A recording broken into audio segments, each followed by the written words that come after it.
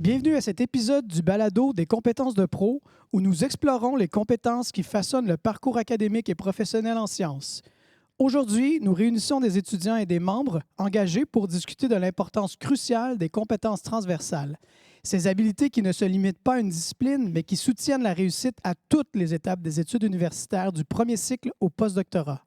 Qu'il s'agisse de gestion de projet, de communication, de pensée critique ou de collaboration, ces compétences jouent un rôle déterminant non seulement dans la formation des scientifiques, mais aussi dans leur capacité à s'adapter, à innover et à évoluer dans un environnement en constante transformation. Elles se cultivent tout au long du parcours universitaire et deviennent un véritable levier pour construire une carrière scientifique durable et enrichissante. À travers leurs expériences, nos invités montreront comment ces aptitudes se développent, se transforment et influencent la trajectoire professionnelle. Installez-vous confortablement.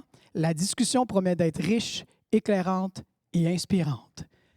Maître de cérémonie Yanni, à vous la parole. Bonjour à tous, je m'appelle Yanni, doctorant en biochimie et je vais être votre hôte aujourd'hui pour la discussion. Donc aujourd'hui, on a un panel de plusieurs étudiants de différents programmes et aussi de différents cycles. Donc juste avant qu'on commence la discussion, s'il vous plaît, présentez-vous, parlez un peu de où est-ce que vous en êtes dans votre programme. Donc Justina, on peut commencer. Et bonjour, donc je suis Justina. Je suis mi-fin de mon doctorat en biochimie. Je suis aussi également la présidente de l'association étudiante en biochimie en cycle supérieur à l'Université de Montréal. Bonjour, moi c'est Richie, deuxième année du bac en biochimie à l'Université de Montréal. Je n'ai pas vraiment de titre comparé à Justina. Peut-être que je suis membre d'un journal étudiant qui s'appelle La Rédacteuse. Voilà. Donc, bonjour, je m'appelle Anna-Maria Dumont et je suis étudiante à la maîtrise en troisième année en biochimie. Je suis également dans l'Association des étudiants au cycle supérieur en biochimie comme représentant académique. Bonjour tout le monde, moi c'est Anaël, je suis président de l'association étudiante de biochimie et de bioinformatique au premier cycle à l'Université de Montréal et je suis aussi étudiant en troisième année en biochimie et médecine moléculaire, option médecine moléculaire. Allô, moi c'est Gabriella, je suis étudiante au bac en troisième année. Je suis la présidente du comité BAL et je fais aussi partie des podcasts du journal de la Rédacteuse. Bonjour, moi c'est Chloé. Je suis à la fin de ma deuxième année de maîtrise en bioinformatique et je suis aussi présidente de l'association de bioinformatique au cycle supérieur. Donc, on va commencer avec une question vraiment générale pour un peu animer la discussion. Donc, puisque vous êtes à des niveaux différents, à des moments différents de vos parcours, selon vous, quelles sont les compétences transférables les plus importantes que vous avez développées lors de votre parcours? Je ne sais pas si quelqu'un veut commencer avec une compétence particulière. Je pourrais commencer, si je me permets. Je pense que c'est vraiment savoir qu'est-ce que vraiment bien organiser dans ton temps pour en fait vraiment pouvoir développer d'autres compétences. Donc, ça commence quelque part, telle que gestion de temps. Et après ça, avec le temps que tu peux mettre de côté ou bien, genre, manipuler, tu pourrais, genre, vraiment te impliquer sur d'autres compétences telles que le leadership ou juste simplement autant juste communication en général, par exemple. Ouais, je trouve que la communication, c'est un bon exemple. Puis je pense qu'au bac, surtout, on apprend beaucoup sur la communication, que ce soit dans la communication avec des gens avec qui on travaille pour des rapports ou des projets, avec nos enseignants, mais aussi dans la rédaction de rapports, où c'est là on commence à en faire. Fait que je pense que c'est quelque chose qui est très important au niveau du bac. Pour rebondir là-dessus, j'aimerais juste peut-être élaborer sur la rédaction de rapport. Par exemple, c'est facile d'écrire un rapport juste si tu écris ce que tu as en tête, mais ce que moi, en tout cas, j'ai appris en faisant ça, en apprenant à écrire un rapport, c'est de toujours chercher des sources pour confirmer ce que je dis. J'ai appris que je ne peux pas juste déclarer que voilà, ça, c'est ça. J'ai appris que toute affirmation doit avoir une source ou un fondement. Donc, je pense que c'est quelque chose qui va me suivre si je fais des études graduées.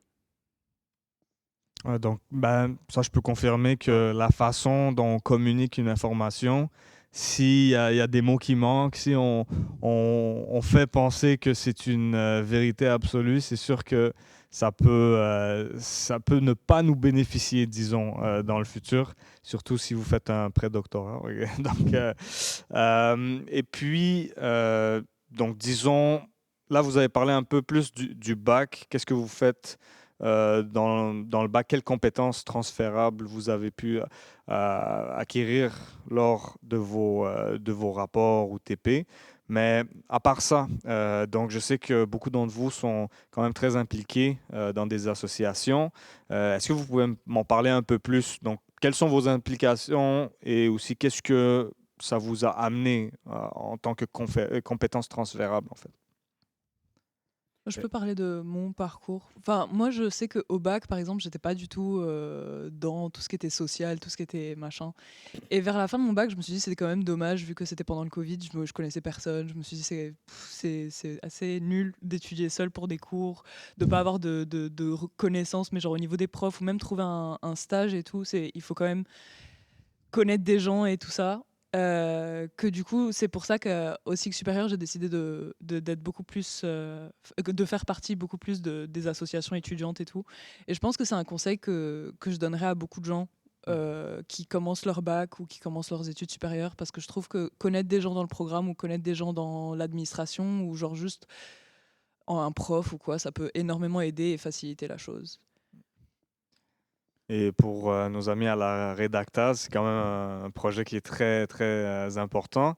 Quel genre de capacité, quel genre de compétences vous avez en fait travaillé avec ce projet qui est quand même assez particulier? Donc, Oui, justement, avec le journal étudiant, la première grande compétence qu'on a pu développer, c'est premièrement la vulgarisation, l'esprit donc de communication. C'est une partie qu'on a peut-être moins tendance à explorer quand on est au bac, donc quand on est étudiant dans nos études. Mais là, on explore une nouvelle facette, c'est-à-dire expliquer à des gens qui ne savent pas de quoi on parle. Donc leur donner l'impression de mieux saisir un sujet qui est quand même assez complexe, de le, mais pas de le transformer, mais de le présenter de façon à ce qu'ils puissent comprendre, qu'ils puissent saisir le sujet et également les implications que ça a, par exemple, dans la vie de tous les jours. Quand on voulait créer justement le journal étudiant, c'était ça notre objectif premier, c'était de sensibiliser un peu plus la population étudiante, qu'elle soit en biochimie ou pas, aux implications que peuvent avoir la biochimie ou la bioinformatique dans la vie de tous les jours. Donc, c'est très important, je pense, la vulgarisation et la communication. Mais pas Ouais. que ça. Je suis désolé, mais juste Oui. pas que ça. Oui, c'est l'un des objectifs primaires de la Redactas d'apprendre aux étudiants comment vulgariser, mais il y a aussi un aspect très administratif. Par exemple, quand notre équipe et nous avons monté la Redactas, on avait une personne qui était en charge des trucs légaux même, parce que faire des articles sur quelque chose ou inviter des gens à des balados, à des entrevues, des fois, il y a des enjeux légaux par rapport, légal littéralement, ou par rapport à l'université même. Donc, on a une personne qui était en charge de ça, une autre personne qui est en charge des bourses. Donc, on fait des demandes de bourses. Il y a Dylan, par exemple, qui est à l'origine de l'idée. Donc, lui, il a vraiment tout commencé par lui-même et on s'est rejoint à lui. Donc, vraiment, c'est pas que le côté éducation, rédaction, vulgarisation, c'est vraiment, on dirait une entreprise. Et il y a beaucoup de facettes. Et on a même une personne qui est en charge des réseaux sociaux. Donc, chacun a son rôle. C'est pas que des rédacteurs, rédactrices. Oui. Donc, Et, on apprend beaucoup de choses. et si je peux même continuer avec la facette réseaux sociaux et publicité, moi, par exemple, dans l'association étudiante, c'est quelque chose qu'on essaye de travailler également, la communication aux personnes pour l'invitation, la publicité, la partie plus relations publiques où tu veux rejoindre le plus de personnes. Donc, il faut que le maximum de personnes soient à même de voir le travail que tu fais. Et le tout ne suffit donc pas de faire un bon travail, il est également d'amener beaucoup de personnes à voir ce que tu fais et à l'apprécier un peu plus. En quelque sorte. Je veux juste élaborer sur un point comme pour revenir un peu sur ce que Richard a dit, ce que j'ai dit au début, aussi comme avoir comme des avoir des compétences transversales, c'est jamais juste comme un que tu acquéris, c'est plusieurs en même temps.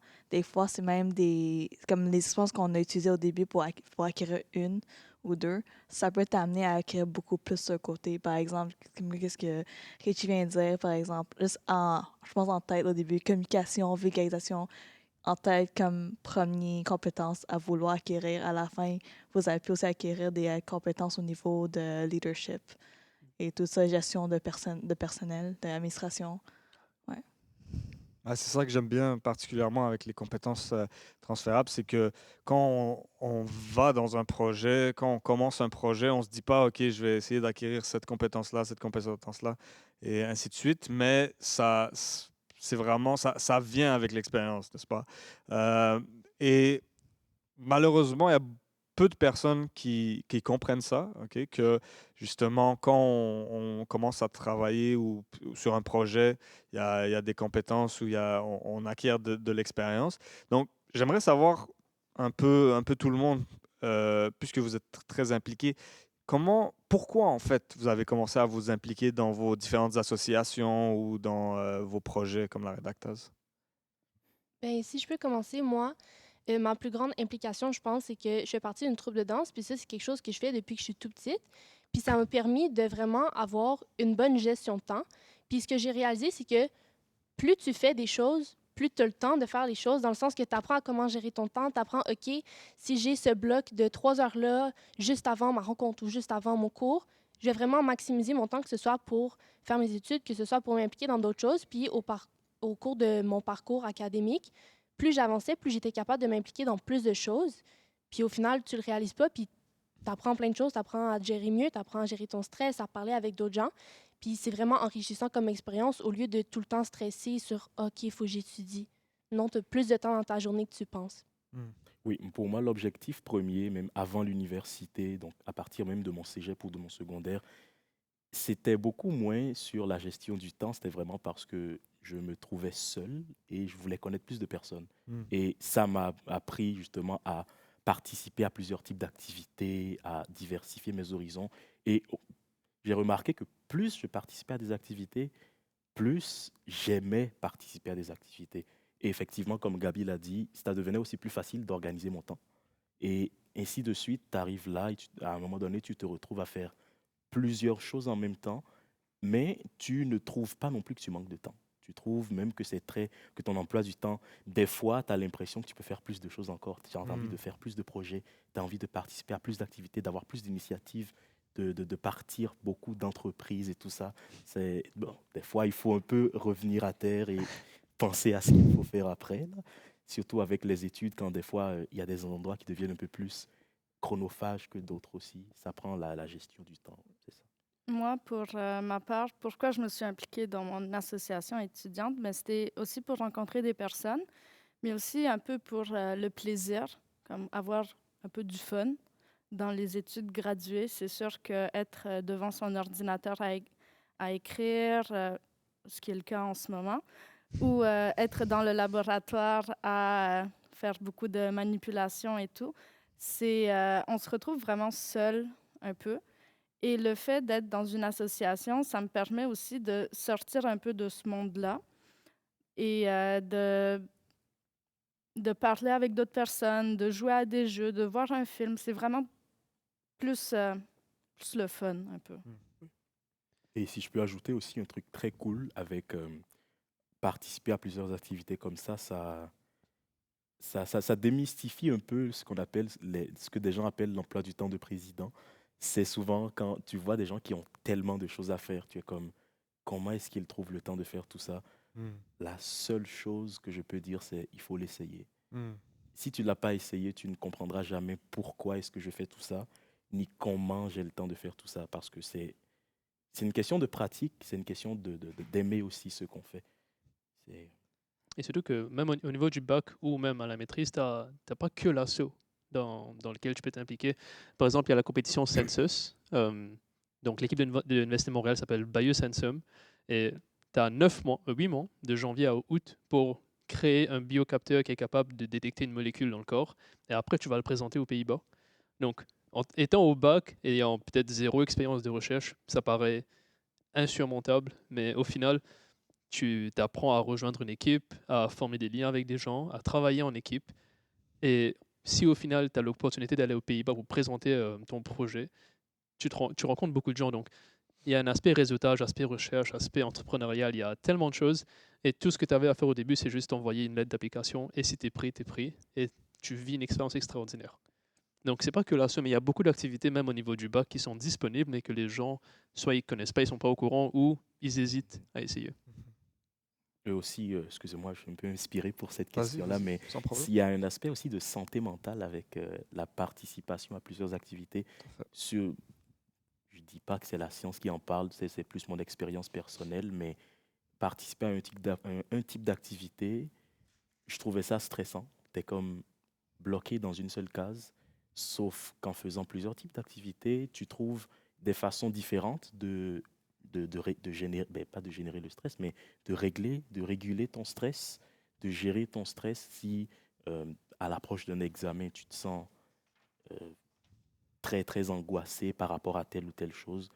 Tu fais juste sortir, tu changes d'activité, tu penses à ton nouveau projet que tu es en train de créer, tu vas juste écrire quelques petites pages, ça fait changer d'air et en même temps, tu reviens un peu rafraîchi et beaucoup plus productif également. Ou tu fais du sport. Et ou ça aussi, surtout le La sport. gym, toujours. Voilà, c'est vrai que faire différentes activités, certaines personnes vont penser que ça va les burn-out ou quoi que ce soit, mais au contraire, une activité productive mène à juste plus de créativité, disons, et ça nous permet de revenir avec une autre activité ou dans nos études avec, encore une fois, plus de créativité, puis plus d'inspiration. C'est comme un loop, disons. Tu ok? te sens Donc, revigoré. c'est ça, tu es revigoré, exactement. Et donc, par rapport à ça, là, je vais dévier un peu, en fait, le sujet. Puisqu'il y a des étudiants au cycle supérieur ici, des étudiants au bac, je sais que, bon, les étudiants au cycle supérieur, on sait c'est quoi le bac, mais les étudiants au bac, est-ce que vous avez une idée de ce que c'est le cycle supérieur et qu'est-ce que ça vous prend pour réussir, en fait, durant le cycle supérieur? Est-ce qu'on on vous donne les outils nécessaires afin de connaître, en fait, qu'est-ce que le cycle supérieur? Ben, de notre expérience en troisième année, il y a beaucoup de mythes encore, je crois, sur les cycles supérieurs, beaucoup de flou, Mhm. parce que personnellement, j'ai côtoyé beaucoup de personnes des cycles supérieurs, donc j'ai peut-être un peu moins d'incertitude par rapport à ça, mais pour beaucoup de personnes que je connais, il y a beaucoup de «Oh, mais qu'est-ce que je suis supposé faire? Quel sujet m'intéresse?» Souvent, il faut choisir ton sujet, il faut choisir ton laboratoire. Pendant un certain temps, il faut choisir la bonne personne qui va peut-être t'assister pendant les années qui vont suivre et tout ça, premièrement, c'est quelque chose de très stressant, c'est très compréhensible. Même pour moi, je ne vais pas dire, j'irai pas jusqu'à dire que j'ai la science infuse là-dessus. On ne peut pas vraiment dire quoi que ce soit sans l'avoir vécu. Donc oui, on a reçu quand même certains outils. Par exemple, il y a eu quelques soirées, séances d'information par rapport au cycle supérieur.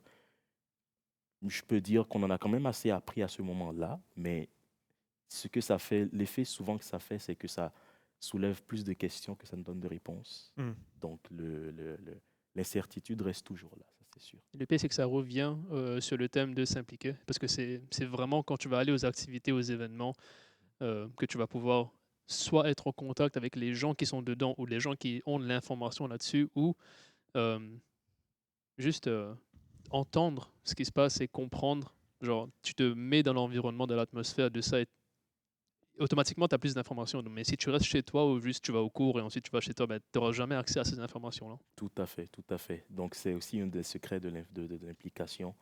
C'est juste des petits plus comme ça qui arrivent de temps en temps.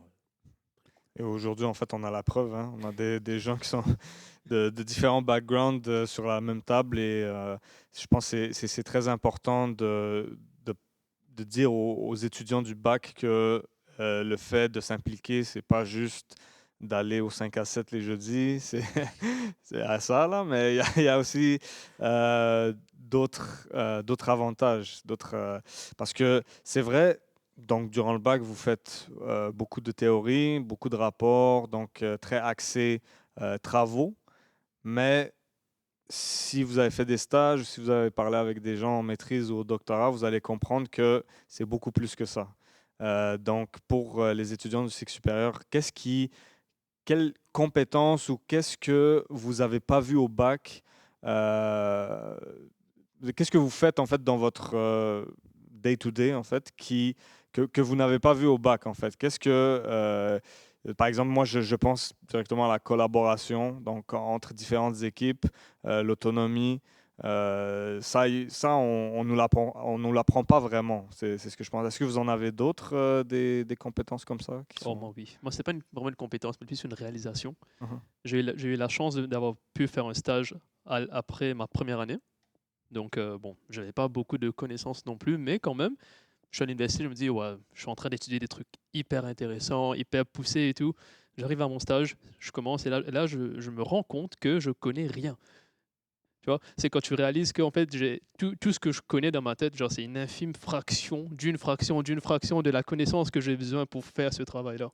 Donc, tu apprends que tu sais pas, donc forcément, tu dois apprendre à apprendre et tu vas faire les recherches pour toi-même parce que là tu n'as pas un prof pour t'aider, t'as pas des diapos, tu n'as pas des PDF à lire. Là, tu vas sur Google Scholar, PubMed, tu vas lire et tu vas essayer de comprendre ce qui se passe pour pouvoir travailler. Donc, il faut pouvoir accepter ça. Moi, je peux répondre à ta question, Yanni. En gros, c'est apprendre à demander de l'aide. Dans le baccalauréat, on est souvent soit entre amis, soit tout seul à étudier. Mais dans le monde de la recherche, dans mon laboratoire, on a des assistants de recherche, on a des associés de recherche, et ces personnes-là sont présentes pour nous aider à avancer dans nos études et tout, à comprendre des concepts scientifiques, comment faire certaines expériences et tout. Donc, c'est vraiment apprendre à chercher de l'aide, que ce soit les assistantes de recherche ou encore le directeur de recherche, parce que lui aussi il a des bonnes idées, mais il est un peu moins basé sur les expériences laboratoires, mais il aide quand même un peu avec tout ce qui est théorique. Si je peux me permettre de généraliser un peu ce que vous avez dit, mais en fait, c'est juste, on apprend à faire ce qu'on ne sait pas faire tout seul, en fait. Parce que oui, on n'est pas tout seul ou quoi, on a un professeur qui est là, c'est notre tuteur et tout, sauf qu'on ne peut pas, un jour, disons, il est là, il n'est pas là, plutôt, et on se dit, ah bah, j'attends demain pour savoir ce qu'il va me dire de faire. Ou genre, c'est pour ça que je trouve que le stage qu'on avait au bac, je pense que c'est encore obligatoire. Oui.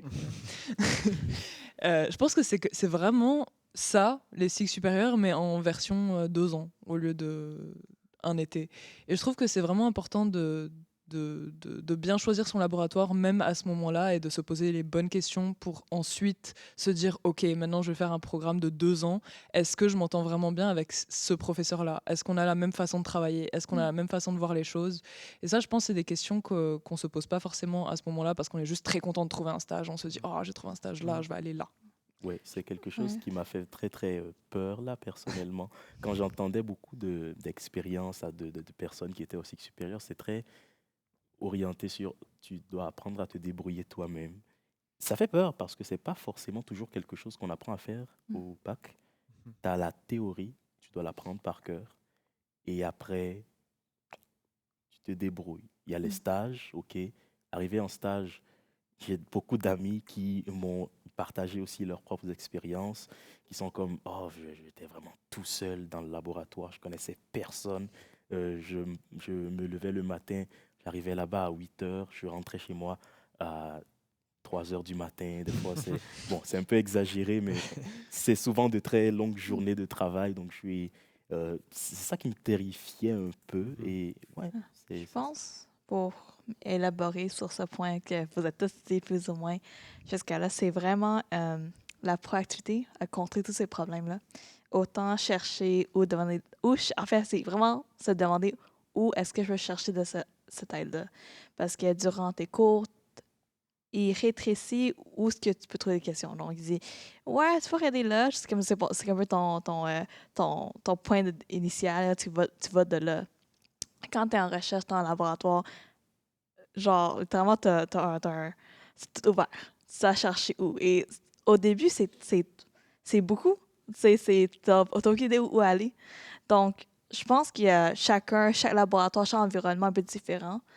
Chaque projet est différent où est-ce que tu peux chercher de l'aide. Par exemple, tu vois ces techniques très niches. Donc, tu vois son chercheur qui peut se spécialiser dans ces techniques-là.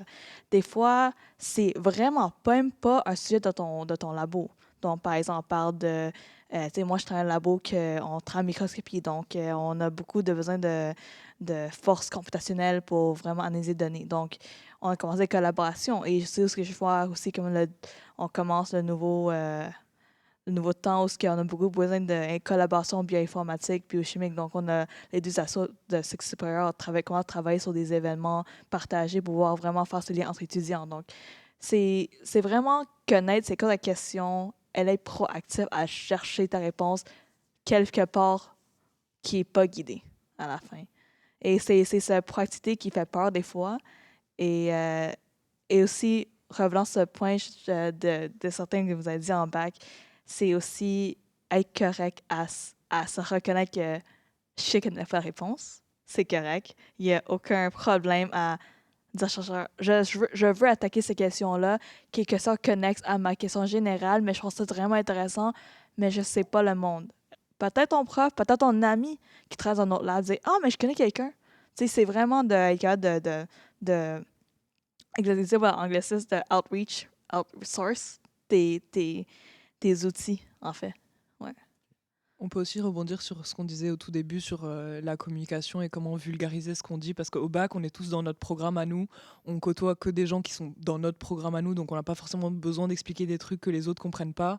Et après, tu arrives au cycle secondaire, tu finis dans un labo et tu dois comprendre les données qu'un biochimiste t'a données. Bon, moi, après, je suis en bioinfo, donc forcément, je vais travailler avec les biochimistes, et lui, comment je vais lui expliquer ce que moi je fais et comment moi je vais comprendre ce que lui va me dire. Donc en fait, c'est quelque chose, on rentre directement dans le bain, on arrive dans un labo et directement, il faut que tu saches expliquer ce que tu fais aux autres tout en toi étant très convaincu de ce que tu fais directement. Ouais, c'est vrai. Mais en fait, c'est ça. J'allais parler justement des collaborations interdisciplinaires. Donc, je pense que Chloé, toi, tu t'en fais beaucoup là. Donc, puisque tu es en bioinfo, qu'il y a des biochimistes dans ton laboratoire et que vous avez des collaborations avec d'autres laboratoires en biochimie. euh, comment ça se passe quand t'engages avec un biochimiste qui n'a absolument aucune idée de ce que tu parles? Est-ce que tu as, je sais pas, des techniques de vulgarisation ou quoi que ce soit de ton côté, ou comment tu t'y prends? Bah, déjà, moi, dans le sens où quand moi j'avais besoin d'aide pour un biochimiste, c'était pas vraiment la manière dont tout le monde va avoir besoin. Moi, de base, j'ai commencé ma maîtrise en half biochimie et l'autre moitié bioinfo. Donc, en fait, je suis allée voir une doctorante en biochimie. Je lui ai dit, je sais pas faire, il faut que je fasse ça. Dis-moi comment faire. Et du coup, j'ai commencé à apprendre sur le tas, dans mon labo, comment faire des expériences. Et ça, c'était vraiment, j'ai pas eu besoin de faire enfin, j'aurais peut-être dû faire un bac en biochimie. Mais genre, c'est des trucs que j'ai pu apprendre sur le tas. C'est des trucs, et c'est avec la littérature, avec tout, et en étant bien encadré avec le labo d'à côté qui faisait que de l'expérimental ou avec d'autres personnes qui sont purement expérimentalistes, tu peux te débrouiller, tu peux apprendre, tu peux rechercher. Après, moi, comment j'expliquais ce que je faisais aux biochimistes, euh, c'était plus compliqué. C'était vraiment. Honnêtement, à la fin, on s'entend. On a tous les mêmes références. On parle tous d'ADN, on parle tous d'ARN, on parle tous des mêmes choses. Nos techniques sont pas pareilles, on fait pas du tout la même chose. Mais je trouve qu'on a toujours les mots, on a toujours des petites histoires, des petites anecdotes, des métaphores pour se comprendre entre nous. Et puis au bout d'un moment, on se comprend. Non, mais il y a dû avoir des jours où tu es rentré chez toi, tu t'es dit, putain, ah, les biochimistes, ils savent pas coder, c'est compliqué de les expliquer là. Mais je pense que ceux qui m'ont appris à faire de l'expérimental, ils devaient rentrer chez eux et dire pareil. Genre, qu'est-ce qu'elle a Ouais, fait, c'est celle-là, pas aujourd'hui piqueté, oh là là. Ah, ben c'est ça. Donc, c'est vraiment important de pouvoir se débrouiller, même si c'est vrai, quand on travaille en recherche, on est techniquement les seuls à faire ça, hein. On veut de la nouveauté, donc il faut faire des choses nouvelles de notre côté, right? Et puis, il y a en fait une compétence que j'ai acquis durant mon PhD qui est super importante, c'est justement, oui, encore une fois, la collaboration, mais comment aller parler aux gens, se dégainer un peu, sortir de son cercle, de sa zone de confort pour aller parler avec des gens. Par exemple, j'avais une expérience qui ne voulait pas du tout fonctionner. J'avais aucune idée pourquoi. J'étais le seul à faire cette expérience dans mon laboratoire. Et à un certain moment, juste dans une conférence comme ça, j'ai rencontré des gens qui faisaient le même type d'expérience.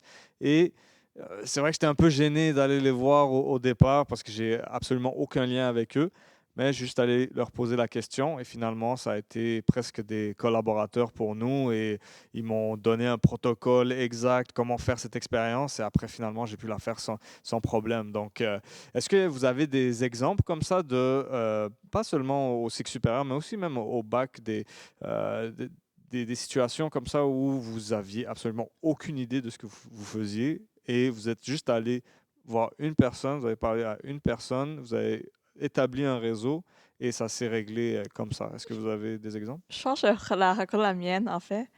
C'était un drôle d'histoire, en fait. Du coup, j'étais allée à une défense de mon collaborateur, en fait, l'étudiant. Était en doc dans le temps de sa défense. J'ai allé pour voir ce qu'il faisait un algorithme qui était parfait pour genre le type d'analyse que moi je faisais. Sans vraiment juste penser, mais ça pourrait m'inspirer pour chercher un nouvel outil. C'était vraiment mon idée principale.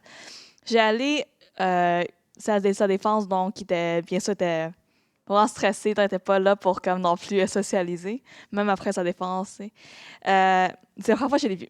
Deuxième fois, c'est après notre déménagement à notre nouveau papillon. On s'est vu dans l'ascenseur. J'ai oublié ça, je l'ai oublié, il m'a oublié. Mais après, on a un ami en commun, il dit « attends, c'était ta défense, c'est bien passé, blablabla, on parlait. » Et puis, d'une chose à une autre, j'ai commencé un autre projet avec son laboratoire d'ingénierie. Et une chose à une autre, il commence à être sur mon projet. Et là, mes données, j'ai finalement eu quelqu'un qui est vraiment bon en informatique, surtout en le type de technologie que je fais, qui est très niche. Et maintenant, mon projet, il roule avec cette collaboration. Donc, c'est vraiment, des fois, c'est vraiment juste simplement un halo ici, là-bas, avec une discussion qui peut vraiment comme mettre ton projet sur ses roues et on y va. Moi, J'ai une situation similaire, mais ça, c'était avec quelqu'un qui ne connaît rien de biochimie ni de bioinformatique. Enfin, plus la partie bio, parce qu'il était quand même, c'est un informaticien, là, c'est mon père. Il ne connaît rien, alors rien du tout en bio en général. J'avais un travail à rendre en bioinformatique pour biochimiste et j'étais vraiment perdu. Là, c'était une question, c'était en programmation Python. Là, je suis désolé pour les bioinformaticiens qui sont ici. Mais je ne comprenais juste pas comment arriver à la réponse. Quoi que je fasse, ça ne marchait pas. J'ai cherché sur Internet, j'ai fait tout ce qui était en mon pouvoir. Là, j'étais juste perdu. Je suis allé voir mon père, j'ai fait, OK, là, il y a ce problème-là. Parce que c'est un problème lié au tri, par exemple, de séquences. Donc là, il faut que j'explique à mon père ce que je suis en train de faire avec ce code Python. Et lui, il va maintenant faire, OK, tu es en train de me dire qu'il faut que je fasse ceci comme ça. Tu es comme, oui, exactement ça. Là, il fait, OK, là, regarde bien ça. Il tape 2-3 choses. Il est comme, OK, ça, c'est possible que ça ne marche pas, mais peut-être que... Et là, on essaye ensemble, et finalement, on tape, et le code marche parfaitement. Je suis comme content. Mais l'étape déterminante, ça a été moi qui lui explique pourquoi je devais résoudre ça et pourquoi je n'y arrivais pas. Parce que la partie informatique, je ne la maîtrisais pas, mais la partie bio, lui, ne la maîtrisait pas non plus. Donc, on a comme mis nos deux cerveaux ensemble. Ça donnait quand même... c'était très satisfaisant. Ben moi, expérience un peu éloignée, mais j'étais quand même un peu là.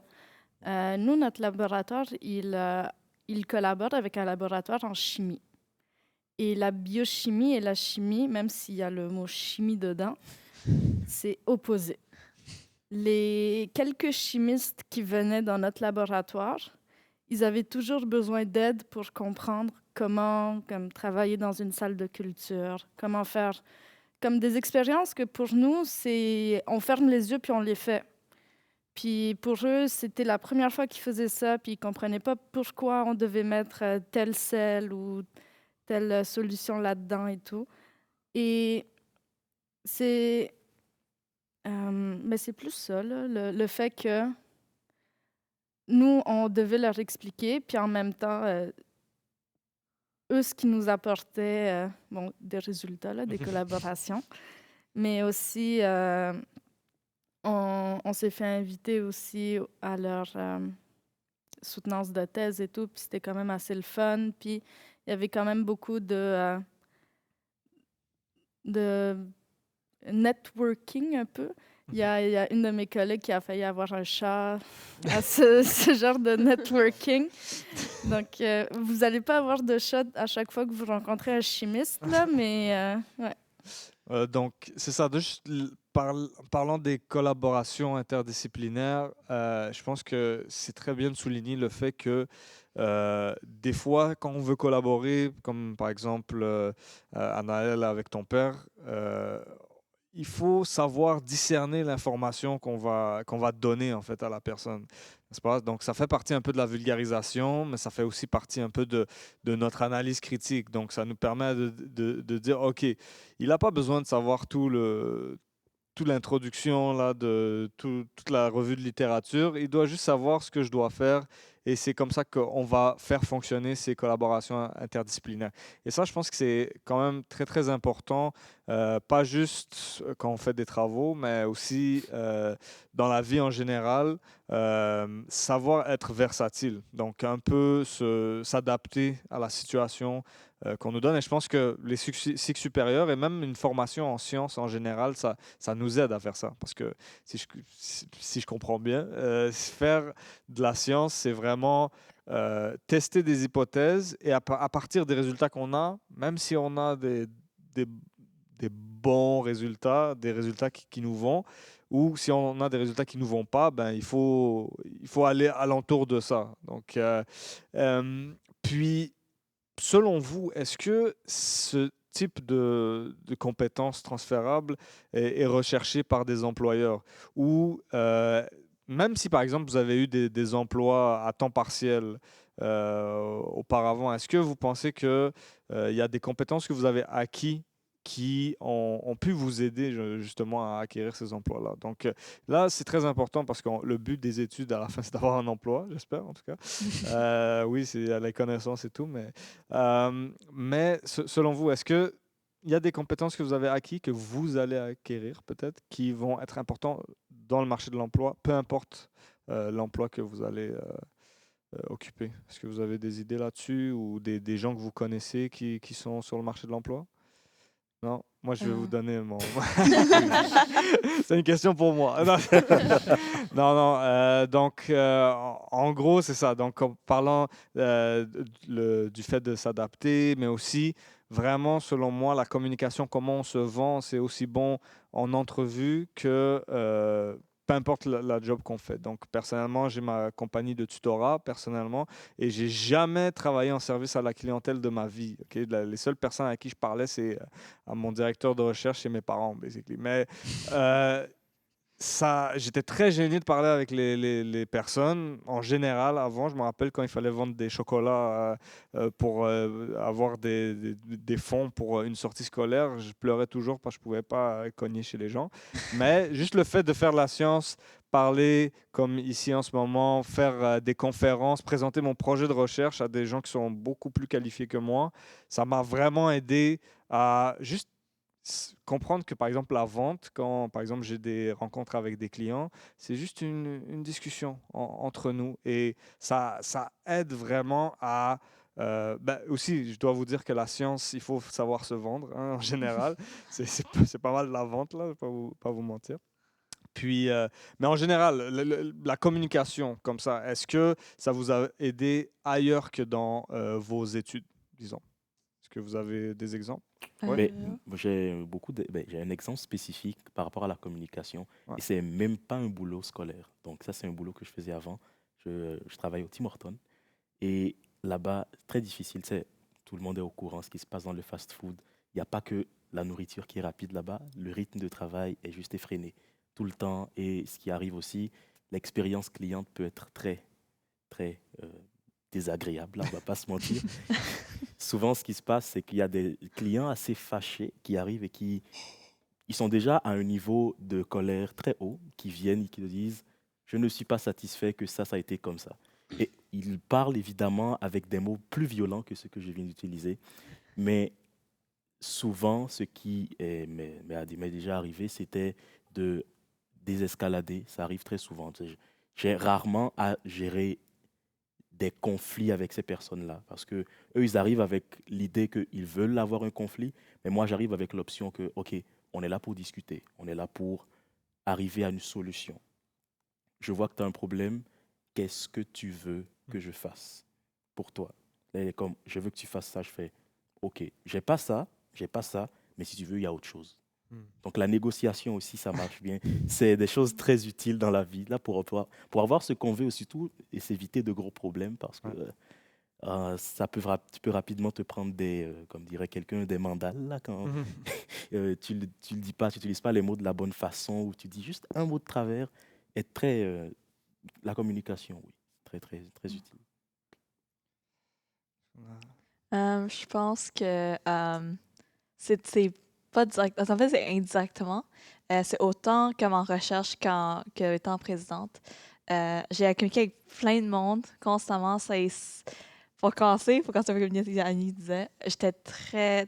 Je me nomme shy.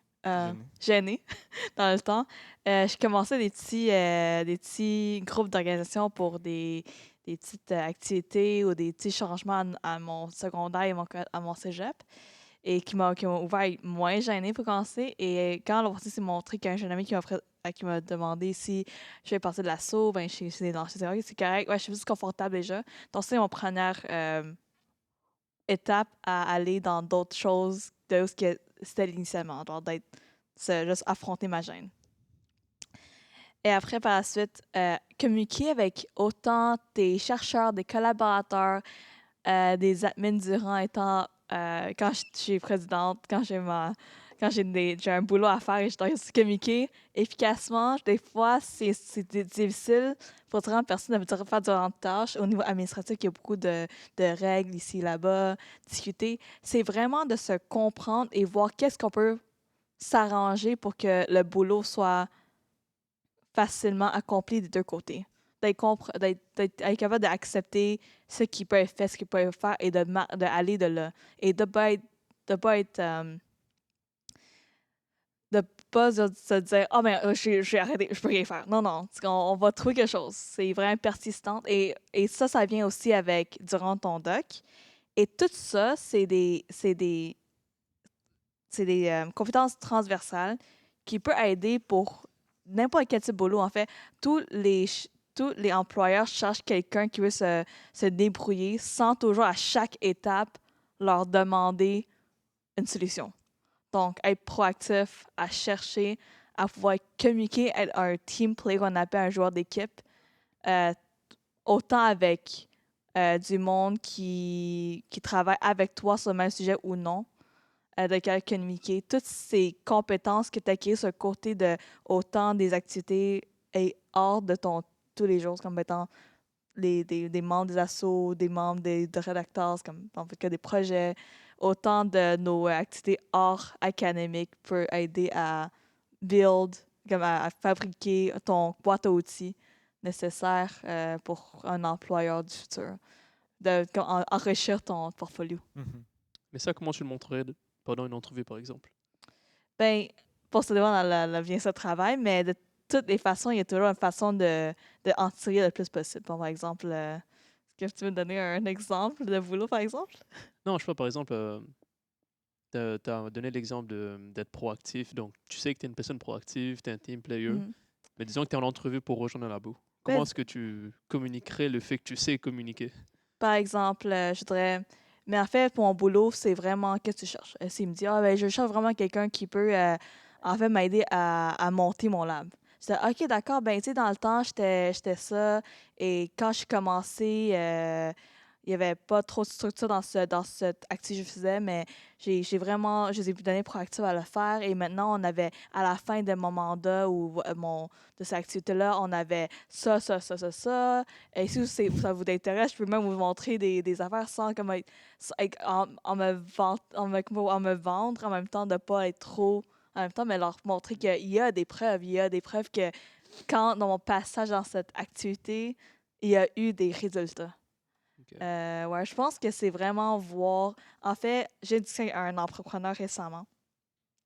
C'est vraiment qu'est-ce que tu peux te donner, c'est à travers qu'est-ce que la personne demande. Comprends ton audience, et soit une personne, ton intervieweur, autant ton employeur, autant même, même parents, des fois, ils demandent l'aide et tu veux dire, qu'est-ce que tu as besoin réellement, comme qu'est-ce que Anna disait, chercher ce que la personne veut et de là, trouver qu'est-ce que tu peux leur donner, en fait. Et toi, ta boîte à outils, tu te connais le mieux, personne ne te connaît mieux que toi-même. Et ça, se connaître, c'est aussi une compétence transversale, l'intelligence intrapersonnelle. Et vraiment se connaître déjà très bien, c'est une façon pour que tu peux un peu un Rubik's Cube style, de te mettre pour dire comment est-ce que je peux me refaire mon CV verbal pour me vendre sur le spot. je CV pense. verbal, j'aime beaucoup ce terme. Mais c'est vrai que des fois, il y a par exemple, si par exemple dans ton CV, tu mets tes expériences, toi, tu sais c'était quoi d'être, on va dire, présidente de l'association. Mm. Mais eux, la personne qui va lire ça va juste voir le CV et dire ah, présidente, c'est cool. Ouais. Mais elle va pas directement se dire ok, donc elle a cette compétence-là. Ouais. Puis si ça se trouve, la personne n'a pas fait une bonne job. Hein. Donc, c'est à toi de savoir exactement qui t'es, qu'est-ce que tu as fait pour ensuite le dire. Il faut pas. Il faut pas qu'il y ait de non-dit ou quoi Ouais. que ce soit. Il faut vraiment faire en sorte que ce que tu as fait, tu le verbalises et tu montres concrètement que tu as eu besoin de cette capacité-là pour Mm. arriver à ce résultat-là, Ouais. en gros. Ou je pense même que ça peut aller de travers, même chercher une autre position académique même. J'ai un ami qui est allé étudier que Bordeaux, il avait besoin vraiment d'un CV fort. On a tracer son CV. Après, il écrivait les titres de son projet. J'ai dit, regarde, à la fin de la journée, ce monde-là, est en sciences ou non, ce qu'il vient d'écrire, c'est un tas de mots qui est dit le sur son projet. Ça veut dire rien pour eux. Écris qu'est-ce que tu as contribué. Genre en court terme, genre, partie, j'ai fait ça dans cette expérience-là. J'ai aidé à collaborer pour comme que le design expérimental. C'est comme vraiment montrer qu'est-ce que tu as fait exactement pour puisque eux, ils peuvent avoir un titre de projet, c'est beaucoup plus flou qu'avoir justement qu'est-ce que tu as fait. Design expérimental. Oh, c'est possible de penser critiquement et organiser. Ouais. C'est beaucoup plus qu'un titre de projet. Ça, c'est excellent, honnêtement. C'est vrai. C'est tout à fait comment tu le décris. Parce que j'ai eu plusieurs conversations avec plusieurs professionnels qui ont le même background que moi, ok, en sciences, qui étaient dans le département. Mais eux, quand ils décrivent ce qu'ils ont fait durant leur bac ou durant leurs études supérieures, durant leur maîtrise ou leur doctorat, ils ils moldent en fait ce qu'ils ont fait selon la job pour laquelle ils appliquent. Ok. Donc, c'est super important aussi d'avoir cette capacité-là de comprendre qu'est-ce que tu as réellement fait et qu'est-ce que ça t'a amené à faire. Et c'est ça. Et si par exemple, vous cherchez un emploi, très important de ne pas avoir le même CV et l'envoyer à tout le monde parce que chaque poste va demander des aptitudes différentes. Maintenant, la question c'est comment est-ce que tu as fait preuve de leadership? Hein? Comment est-ce que tu as... par exemple, si tu veux faire un emploi de gestion, disons, et par exemple, tu étais trésorier ou quoi que ce soit de l'association, ben, j'ai pu gérer un budget, j'ai pu avoir des collaborations avec des sponsors, ainsi de suite. Donc, juste vraiment savoir qu'est-ce qui est important et comment est-ce que tu peux amener quelque chose à une compagnie, disons. Donc ça, je pense que c'est très, très important. Maintenant, revenons un peu à d'autres compétences transférables. Par exemple, la gestion du stress. Ok, donc ça, c'est le stress, on le vit. Hein. Vous avez fait un épisode sur le stress, hein, les amis de la rédacteur. Allez voir le site. Donc, la gestion du stress, c'est très important de comprendre qu'il y a des personnes qui peuvent être très, très compétentes, qui peuvent être un 10 sur 10 au niveau technique, mais dès que le stress embarque et qu'ils n'arrivent plus à, disons, communiquer ce qu'ils ont fait, ils deviennent des 0 sur 10. Donc, gestion du stress, très, très important. Est-ce que vous avez des situations particulières où le stress était vraiment, vraiment présent et le fait que vous avez géré votre stress, vous avez pu passer à travers justement cet obstacle-là, et que ce soit dans vos études ou quoi que ce soit, si vous avez des exemples? Je suis pas quand c'est un moment stressant, mais je dirais pas le moment lui-même. J'allais voir quelqu'un pour lui dire que j'ai vraiment stressé cette personne et gère une partie des avoirs que je faisais dans le temps. Et il m'a donné un avis que c'est difficile de dire non des fois. À des affaires on a dit on allait faire et on voit pas le stress s'accumuler jusqu'à temps que ça s'accumule. Et je pense être transparente sur le sujet de stress et de le dire et avoir comme juste le support même mental des fois. J'ai pas besoin que je finis la job, la tâche que j'ai promis de faire, mais juste de savoir que l'autre personne sur l'autre côté, ou l'autre bout de la file, le sache que j'ai la difficulté, ça aide beaucoup à même juste se calmer. Parce que souvent, le stress, c'est pas que tu as entièrement vraiment pas de temps à le faire, c'est juste que tu sens beaucoup d'émotions en même temps. Et juste savoir que l'autre personne à l'autre bout de la file qui reçoit le résultat de ce projet-là le savent, ça te donne beaucoup de confort. Et je pense que c'est une façon de gérer ton stress pour commencer. Ouais. Parler avec des gens qui eux peuvent te réconforter, disons, ou qui peuvent partager en fait Ouais. une expérience. Ça, Ouais. c'est vrai. Est-ce que vous avez nos amis au bac? Est-ce que Ouais, vous avez des... un truc que j'aime bien pour la gestion de mon stress, pour moi, c'est me rappeler cette phrase-là. Gérer son stress, c'est pas le supprimer, c'est en faire une arme. Ce qui signifie que quand tu es stressé, c'est un signe que ton corps, il a un trop plein d'énergie, qu'il veut sortir. Et l'important, c'est pas de la supprimer, cette énergie-là, ça va être de la canaliser pour en sortir des meilleurs résultats. Parce que également, je pense que dans l'épisode qu'on avait fait la dernière fois, elle avait confirmé, le stress à un certain niveau, il permet d'avoir une performance optimale et passer un certain niveau, c'est là où ça devient un peu toxique. Par exemple, moi j'avais un spectacle, je fais souvent des spectacles d'improvisation et c'était la première fois que j'en faisais un devant comme une centaine, 150 personnes. J'étais vraiment stressé, j'en étais immobilisé là pour de vrai, mais là effectivement j'en ai parlé avec quelqu'un et au final je suis arrivé à la réalisation, mais si t'es pas stressé, si t'es pas sur si t'es pas genre hyper alerte, tu ne pourras pas être aussi créatif.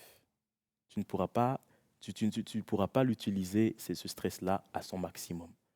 Donc, réaliser que c'est une bonne chose de stresser. Et ce que je fais maintenant avant chaque événement, comme les spectacles d'impro ou tout événement qui me stresse en général, c'est me dire, OK, si je stresse, c'est une bonne chose. C'est bien. Maintenant, après, qu'est-ce que j'en fais pour le maximiser?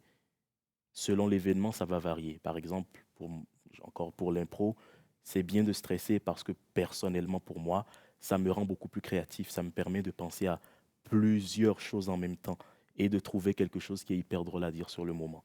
Et surtout, ce qui se passe, c'est qu'une fois que j'ai dit quelque chose qui a un certain effet et que l'effet, effectivement, dans la salle, il est ressenti, mon stress diminue. Et là, je suis dans comme ma petite zone, ma petite bulle où maintenant, même si je suis stressé, je sais que ce que je vais faire aura de l'effet. Après, si par exemple j'ai une entrevue avec quelqu'un, souvent un entretien d'embauche, et que je suis hyper stressé, je me dis, OK, je vais dire au moins cette phrase-là, à un moment donné, voir comment la personne va réagir. Si la personne réagit positivement, c'est fini. Je sais que la personne, c'est une façon de parler, mais je l'ai comme un peu dans ma poche. Et le reste de l'entretien, c'est juste une discussion à partir de là. Et c'est souvent ce qui se passe, c'est qu'après, à partir de ce moment-là, je remarque que j'ai un peu plus confiance en moi, surtout dans mes mots et dans mes actions. J'ai comme un peu plus de courage et ça, étonnamment, ça fait plaisir aussi à la personne qui m'interviewe. Parce que savoir que la personne a l'impression que je suis à l'aise avec les mots, je suis beaucoup plus, ça sera naturellement porté à accepter l'entrevue. Juste ajouter sur ce que tu as dit, un peu genre comme une autre façon un peu de armer ton stress. Quand je serais stressée, comme j'ai parlé tantôt, genre que je fais quand même la tâche qui est dans ma liste. Mhm. Et quand j'étais stressée, sais, on est toujours quand on est c'est comme toujours comme plus. L'énergie, souvent, il augmente, on arrive, on fait comme, on travaille. Là, mais qu'est-ce que je fais en premier? Qu'est-ce que je fais en premier? C'est la question que je pense que avec la gestion de temps aussi, c'est une question, c'est, je commence à faire une liste de to-do à faire. Et à chaque coche, je commence à les erreurs les plus typiques, genre, juste, je dois remettre les documents dans les bons affaires pour comme, avoir de l'ordre. Aussi simple que ça. C'est pas quelque chose qui demande beaucoup de stress. C'est pas très, très mental non plus, demandant. Mais c'est un travail que, tu sais, on peut le faire facilement. Et, ouais. Donc, je le fais et hop, je cache les choses. Je me sens beaucoup moins stressée. Et je fais plein de tâches comme ça au début. Après, je fais un par un autre. Après, je suis en plus à l'aise. Et ça me stresse tellement qu'à la fin, le reste qui donne beaucoup plus de, d'être alerte mentalement que je peux pas faire parce que j'étais trop stressée au début. Là, je peux le faire facilement. Donc, c'est vraiment comme les quelques mots, les quelques points que tu as accès dessus. C'est vraiment le savoir que tu es stressé et comment tu peux l'armer, comment tu peux l'utiliser pour à ton avantage à certains points et Tout à fait. t'aider dans les autres tâches que tu as besoin à faire. Exact. Exactement. Ouais, c'est excellent. Et surtout, je parle surtout à tous les étudiants qui ont dû faire des présentations orales très stressantes, plein de personnes qui te regardent. Souvent, je me dis deux choses. Premièrement, utiliser son stress pour s'en armer, surtout pour faire la meilleure présentation possible. Et deuxièmement, la moitié des personnes qui sont là ne vont pas comprendre toujours ce que tu dis. Ou t'écouter. Ou même t'écouter. Ça, c'est ce que j'allais pas dire, mais ça a été dit. Oui, la plupart des gens vont pas t'écouter et ce que toi, tu vas remarquer sur ce que quand tu vas bafouiller, ils vont pas le remarquer non plus. Donc, chaque erreur que tu fais va être à prendre avec un grain de sel. Que toi, tu auras remarqué que l'erreur, tu vas peut-être avoir remarqué que tu as dit ADN au lieu d'ARN, mais la moitié des gens n'auront même pas remarqué que tu as fait cette erreur-là.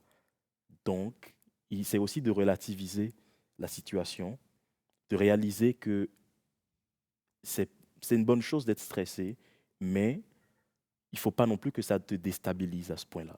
Exact. Et Ouais. aussi se faire confiance, surtout. Mhm. Très important quand on fait une présentation orale c'est sûr de se préparer toujours, hein, mais de se faire confiance. Donc moi, ma technique personnellement, c'est que je ne vais pas me faire de texte ou quoi que ce soit par rapport à ma présentation. Je pense que c'est la pire chose à faire parce qu'on veut trop se fixer sur notre texte et dire le bon mot au bon moment. Mais donc, pour un peu pallier à ça, ce que je fais personnellement, c'est que je me focus uniquement sur l'introduction. Ok. Donc, l'introduction, je vais juste dire la première diapo, la répéter, et le reste, je répète rien du tout. C'est sûr et certain, je vais me pratiquer, pas 50 fois, quelques fois, mais parce qu'en fait, je mets toute l'attention sur cette intro-là. Et si je la fais bien, et c'est facile à faire une intro, si je la fais bien, j'ai la confiance pour continuer le reste de ma présentation sans stress. Et après, bon, ça roule tout seul. Je continue à parler sans problème. Mais franchement, vous parlez beaucoup du stress de présenter quelque chose, mais comme Justine a dit, il y a aussi le stress de, je pense que vous, aux études graduées, vous pouvez relate, j'ai pas le mot français, mais relate à ça, c'est quand tu as beaucoup de choses à faire en même temps. Donc tu as juste une montagne de choses et je pense que nous, même au bac, on a nos études très théoriques, donc beaucoup d'examens, beaucoup d'études à faire et aussi on a des projets sur le côté. Donc nous aussi, en quelque sorte, on peut comprendre ça où tu as beaucoup de travail à faire. Mais c'est pas juste... donc Justina, c'est faire une to-do list, donc tu coches chaque fois des choses à faire, mais il y a aussi le fait de faire une activité que tu aimes faire. Par exemple, ça peut être du sport, donc forcément logique, tu vas te défouler un peu. Ou sinon, jouer d'un instrument, c'est vraiment cool. Moi, je joue de la guitare, donc il y a des fois, je suis stressé de fou, je me dis, ok, je fais une pause. Je m'assois, je joue pendant 3 heures. Mais tu te perds dedans, donc oui, j'ai perdu 3 heures, mais je me sens tellement mieux après. Tu te sens, ton esprit est plus clair. Donc, même s'il te reste 1 heure de travail, tu seras extrêmement efficace dans cette heure qui te reste, vu que tu te sens mieux et tu es moins stressé. Puis si je peux revenir sur parler des activités, je pense que quand tu es stressé aussi, il faut se demander qu'est-ce qui me stresse. Tu sais, par exemple, je reviens sur les présentations orales. Si tu te demandes qu'est-ce qui te stresse, ça se pourrait que ça soit parler à des gens, ça se peut que ça soit comme bégayer quand tu parles ou faire des erreurs. Puis je pense que c'est important de trouver une activité qui te permet de indirectement travailler ça. Par exemple, moi, je suis quelqu'un qui a beaucoup de misère à faire des erreurs ou le premier contact avec quelqu'un, je trouve ça difficile, je suis gênée, je veux pas aller parler aux gens la première fois. Donc, j'ai commencé à faire du bénévolat, je fais l'accueil à l'hôpital. Donc, je suis obligée de parler avec des gens et mon rôle est nécessaire dans le sens que les gens, ils viennent et ils cherchent quelqu'un à qui parler. Fait que veux pas, ils vont me parler, ils vont être contents de n'importe quoi que je leur dis parce qu'ils sont perdus aussi. Fait que c'est une situation gagnant-gagnant pour eux qui vont avoir de l'information et moi qui vais être capable de pratiquer à parler à n'importe qui vient devant moi. Fait que je pense que c'est important de trouver une activité, pas obligé d'être du bénévolat ou quelque chose d'officiel, mais qui t'aide indirectement à travailler ce qui cause ton stress aussi. Sortir de ta zone de confort. Ouais, c'est ça, exactement. Ouais. Moi, pour ma part, je me pose la question, c'est quoi le pire qui peut arriver? Je fais de la gymnastique et dans la gymnastique, on peut facilement se fouler une cheville, se faire mal ou quoi que ce soit. Donc, quand que je m'apprête à faire quelque chose que c'est la première fois que je fais, je me dis, OK, c'est quoi le pire qui peut m'arriver? Je peux tomber de cette manière, je peux tomber de cette manière. OK, on va pratiquer comment tomber. Donc ça, c'est quand même assez important de pratiquer. Mais je me répète un peu là, de pratiquer comment tomber. Puis après ça, OK, je suis déjà tombée de cette manière. Je sais comment le faire. Donc là, je vais le faire de la bonne manière. Puis si ça arrive que je tombe de cette manière-là, je le sais comment arriver. Donc c'est vraiment comme... C'est du stress, mais en même temps, comme... C'est important de se pousser dans ce stress-là. Je suis entièrement d'accord. C'est vrai qu'on souffre plus dans sa propre tête qu'en vrai. L'épisode du podcast que Anaëlle mentionnait, c'était celui avec Sonia Lupien, qui expliquait un peu la différence entre le stress et l'anxiété. Et vraiment, elle disait que l'anxiété, c'est juste dans ta tête. C'est une vraie émotion, mais le danger que notre cerveau interprète comme étant un danger, c'est juste quelque chose qu'on s'imagine dans notre tête. Donc, si on arrive à l'identifier, à l'accepter et à je sais pas, reconnaître qu'il est là et l'accepter vraiment, juste, je me répète, mais on arrive à le contrôler. Voilà. En gros, ce serait comme se confronter mentalement au pire scénario qui nous angoisse et comme l'accepter et l'embrasser en fait. Et après, même si ce pire scénario-là arrive, tu ne t'effondres pas, tu ne meurs pas, tu ne fonds pas comme la glace sur au soleil. Je pense que c'est pourquoi c'est comme je viens de réaliser en tout ce que vous disiez maintenant. Juste merci de me comprendre ça, mais je viens de réaliser pourquoi je trouvais être transparente, c'est important à ce niveau. Parce que la personne, je n'ai pas de transmettre avec tout le monde, genre, que c'est comme ça. Comme je disais à la personne, spécialement, que. Pas que j'ai peur de, mais genre, c'est comme. La personne, j'étais comme à apporter le résultat. C'est à la fin de la journée, regarde. Genre, juste, est-ce que, genre, évaluer le risque, un peu comme qu'est-ce qu'Anna a dit, évaluer qu'est-ce que j'ai peur de, et évaluer le risque de qu'est-ce que, la chance que ça arrive. Genre, le tâche que j'avais dit à cette personne que je parlais, ben, je me disais, si je pense, genre, par besoin d'un ou deux jours de plus, peut-être au pire des cas, genre, si j'arrive vraiment pas, j'ai quand même essayé le deadline, mais je vais, ça fait, c'est quoi le pire qui va arriver? Il me disait, non, j'ai vraiment besoin de cette journée-là. OK, ben, pas de problème, je suis arrivée. Mais juste de dire que, c'est ça la situation. Mais s'ils disent, mais à la fin, ouais, un jour, c'est pas grave. Là. Je dis, OK, ben, maintenant, j'ai un jour de plus. J'ai beaucoup plus de flexibilité à ajuster les jours qui s'en viennent. Juste, mais ça vrai que ça peut pas mal. Rien. Personne pas rien. Si la personne est sage, je sais, on est tous contents. Ouais. Donc, ouais. Vos souhaits. C'est parfait. Je pense que ça couvre pas mal la gestion du stress. Comment c'est important. Merci pour toutes vos astuces. Quelque chose qui est aussi très, très important au niveau carrière, au niveau science, c'est le réseautage. Je veux vraiment savoir un peu comment est-ce que l'implication, vos diverses implications, vos divers projets ont permis en fait de bâtir un réseau. Et quand je parle d'un réseau, c'est pas nécessairement connaître ton futur boss ou quoi que ce soit. Mais un réseau, c'est déjà nous, justement, puisqu'on se connaît, on forme un réseau, n'est-ce pas?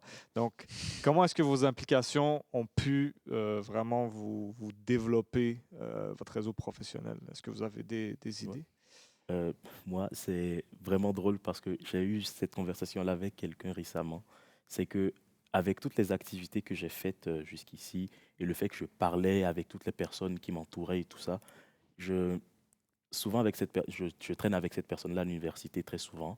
Et quel que soit le pavillon à l'université dans lequel je me trouve, il y a au moins une personne que je connais Mm. qui vient me saluer. Et la personne est comme, oh, tu connais vraiment tout le monde. Là, c'est comme, je suis désolé, c'est un peu mon petit péché mignon qu'on dit là, mais souvent, mettons, si j'ai un problème ou une situation un peu difficile, j'ai comme une personne à qui parler, n'importe quelle que soit la situation dans laquelle je me trouve.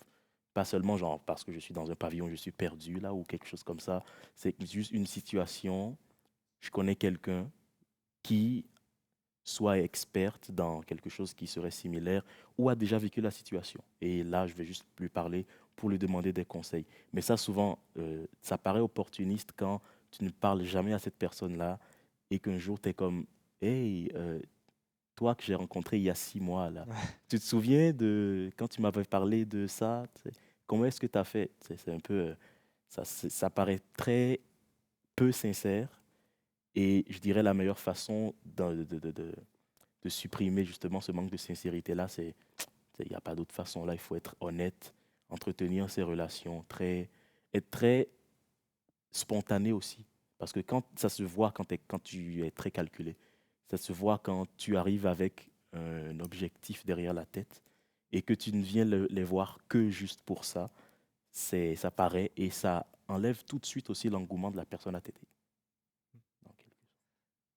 Est-ce que vous avez d'autres choses à ajouter Ah. par rapport à ça? Moi, personnellement, je trouve que au bac, le meilleur réseau en fait que vous pouvez avoir, c'est vos collègues, vos amis, hein. Donc, souvent, les gens pensent, quand on pense à réseautage, on pense à être habillé en cravate, suit and tie, à un vin et fromage, parler à quelqu'un de super important ou quoi que ce soit. Mais alors que réseautage, comme Anaël l'a dit, c'est dans la sincérité, parler avec des gens qui sans le vouloir, vont nous servir un jour. Donc, c'est vraiment ça. Et même au niveau supérieur, les gens avec qui on collabore, c'est notre réseau. Les gens avec qui on s'implique dans les différentes associations, c'est notre réseau. Et personnellement, moi, dans ma cohorte de bac, il y avait des gens qui étaient amis, qui sont toujours amis. Et ils formaient un groupe. Et comment ça s'est passé dans le marché de l'emploi quelques années plus tard. L'un d'entre eux a décroché un emploi, a référé son ami, qui a référé l'autre ami, et finalement sont dans le même groupe, mais à un autre endroit maintenant. Donc, c'est super important à comprendre que, comme on disait au départ de cet épisode, quand on travaille sur nos compétences transversales, on ne le fait pas de manière très... on ne le veut pas réellement. Donc, on essaie des choses, on teste, on fait des présentations à des congrès, même si on n'est pas trop à l'aise, on sort de sa zone de confort. Et je pense que c'est vraiment la leçon qu'on peut vraiment retenir aujourd'hui, c'est vraiment essayer, impliquez-vous. Pensez pas que vous avez pas de temps. C'est très important de comprendre que la gestion du temps, c'est pas parce que je fais un seul truc que j'ai le temps pour ce seul truc-là. Quand on fait plusieurs choses, on arrive à comprendre que, comme vous l'avez dit, on a plus de temps qu'on le pense. Et vraiment, des fois, il faut juste changer d'air pour pouvoir être plus productif. Et donc, honnêtement, je pense que ça va conclure pas mal tout ce qu'on a vu aujourd'hui. Donc, juste avant qu'on parle des mots de la fin, moi, j'aimerais bien que nos amis de la Redactase parlent un peu de leur projet. C'est quoi la Redactase? Parce qu'on en a parlé un peu, mais j'aimerais savoir les différents... c'est quoi votre but, en fait? C'est ça. Oui. Moi, je vais pourquoi vous êtes commencer là? d'abord à décrire le jeu de mots avec la rédactase. C'est la façon la plus simple d'aborder ce sujet-là. Les enzymes, tous les noms d'enzymes finissent toutes par -ase. Donc, déjà là, tu vois que dans le mot, ça a une portée beaucoup biochimique. Et rédactase, donc pour rédiger. Donc, c'est un journal étudiant de biochimie. Donc, on essaye de rédiger des articles, on essaye de faire des balados qui ont pour but final de vulgariser la science, donc la biochimie et la bioinformatique, non seulement aux étudiants, aux personnes qui ne savent pas exactement ce qui se passe en sciences en général. Et l'objectif premier, ça a été d'éveiller un peu les esprits aux implications biochimiques dans tout ce qu'il y a dans la vie de tous les jours. Donc, tout ce qui est... On avait fait un épisode qui est sorti très récemment sur les enzymes Hier. et on peut voir qu'il y a beaucoup, beaucoup d'implications que les enzymes peuvent avoir dans la lessive, la nourriture même. Et ça, c'est des choses qu'on ne sait pas si on n'a pas forcément étudié, si on n'a pas étudié beaucoup en rapport avec la biochimie.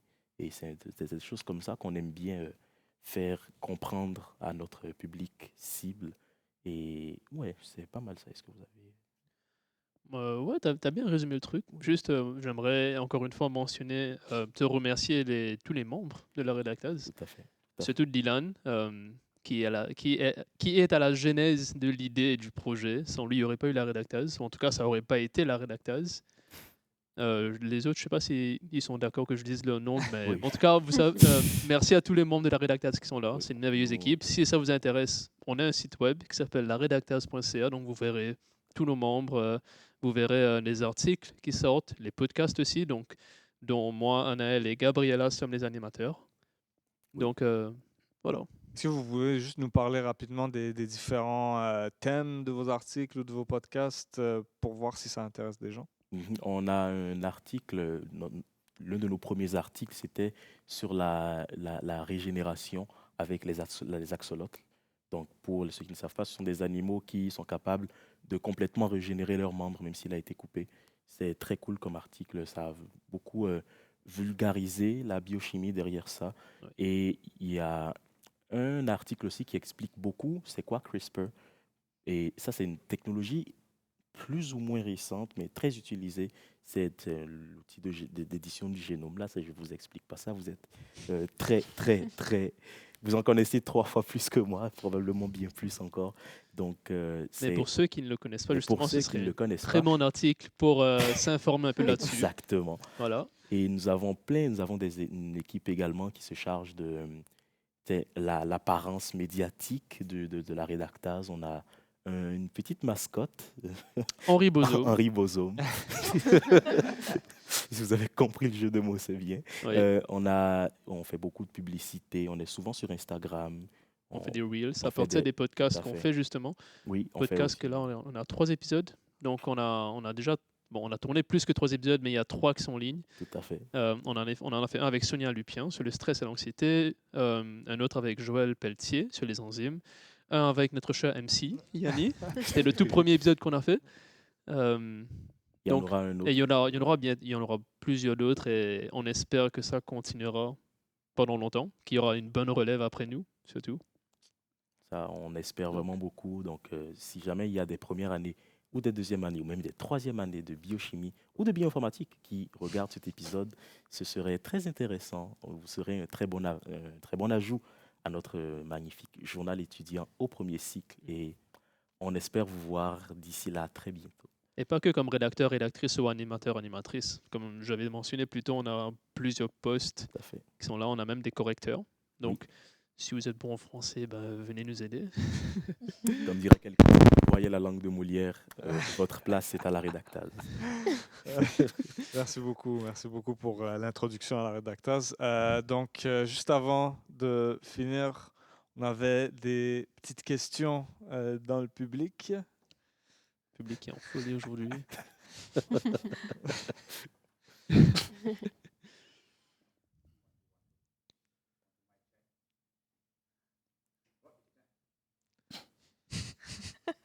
Le public il est fatigué aujourd'hui. Une question à la fois, s'il vous plaît. Petit problème Faites technique. du bruit. Oui. Bon, on a la petite musique d'ascenseur, vas-y. Pam, pam, pam. Comme un petit apéro, genre, like groovy, genre. Petit wine and cheese.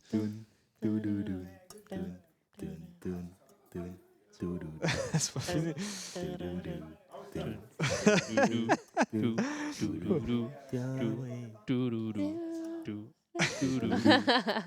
Ça va être jeudi, ça. Yeah. Got to hear it dance back in. Ressort-les jeudi, OK? Attends, vous avez un numéro de danse? On a une fête de fin End of the d'année. year party. Oh, Ouais. wow, ok. Avec DJ. Ah ouais, ok, c'est Payé. cool. DJ. Ah, DJ. Avec une piste de danse. Ok, c'est bon. Trop cool. Ok, c'est bon. All right, merci. C'était un très bon podcast. Merci. Vos commentaires à tous sont pertinents. J'aime ça, avoir le point de vue des étudiants actuels, en fait. Puis justement, en fait, sur les différentes compétences dont on a parlé depuis un peu plus d'une heure, je pense, il y en a plusieurs qui proviennent de vos expériences personnelles, d'accord, extrascolaires. J'ai remarqué ça, là, clairement. Ça ne provient pas tout de ce que vous faites, en effet, au day-to-day à l'université. Mais quand même, moi, je mets un peu l'emphase sur l'université. C'est mon employeur, je suis obligé. En fin de compte, si vous en aviez, ça va être une question pour vous tous. Je vais vous demander de nommer une compétence, une seule, que vous pensez développer le plus actuellement là, au cours de vos études. Mais nommer une compétence chacun. Essayez de ne pas donner tous la même communication. D'accord. Vas-y, allez-y. Je ne sais pas qui va se lancer en premier. Clairement, vous n'êtes pas tous au même niveau d'études, donc je ne m'attends pas à ce que vous répondiez tous la même chose, de toute façon.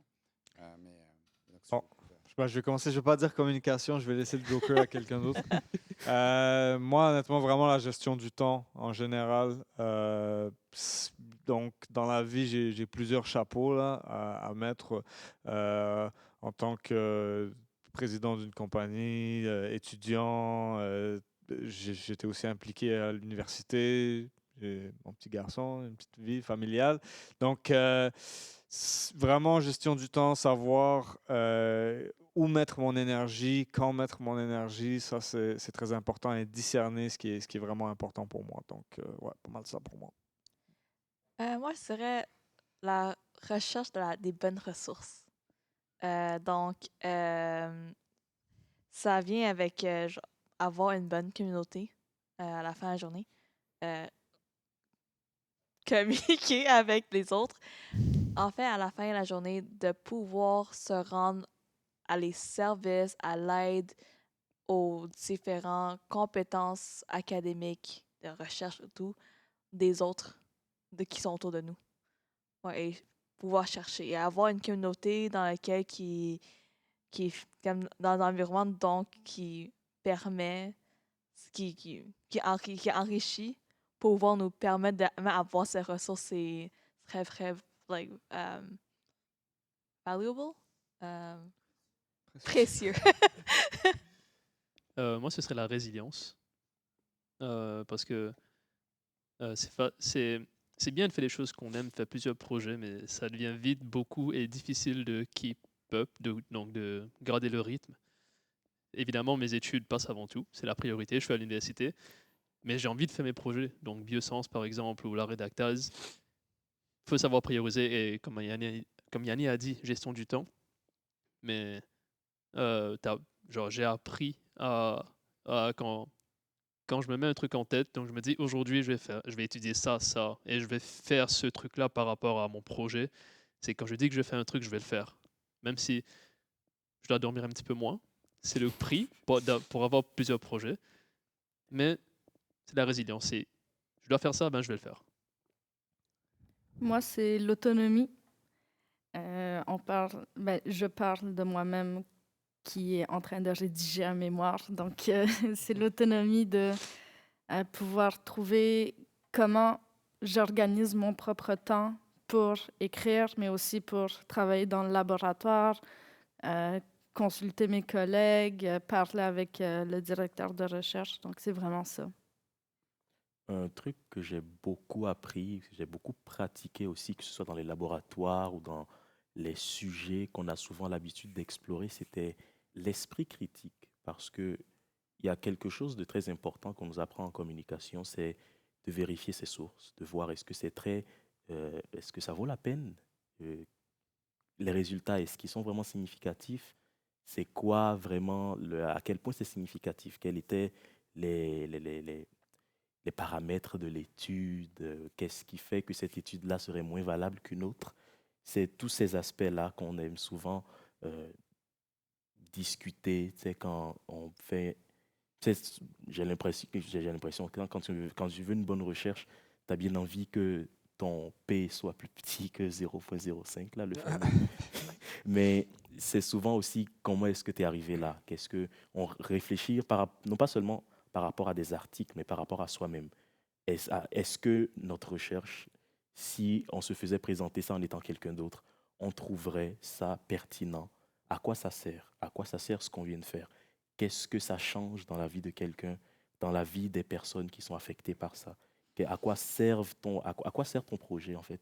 Ou aussi quand tu apprends une voie métabolique obscure d'une certaine protéine, c'est quoi le contexte de tout ça? Qu'est-ce qu'elle sert? Si cette protéine-là n'existait pas ou si cette voie n'existait pas, qu'est-ce que ça change dans ton corps? C'est comme ça que moi j'aime bien apprécier en tout cas la portée de ce que j'apprends en biochimie. Les fameux gros schémas des pathways Exact. métaboliques Tout à qu'on fait. voit à chaque cours de métabolisme. Et qu'on n'arrive jamais à retenir par cœur. Moi, je dirais que ça serait la capacité à s'adapter. Je pense que ce soit la manière qu'on étudie une matière différente ou des fois, on a 4 différents enseignants pour un même cours, puis la matière est enseignée de manière différente. Les questions vont pas être pareilles. Puis je pense que d'être capable de s'adapter, que ce soit sur le coup ou à travers le cours ou à travers la période de 3 heures qu'on a avec eux, c'est quelque chose qui est important. Maintenant que tout a été dit,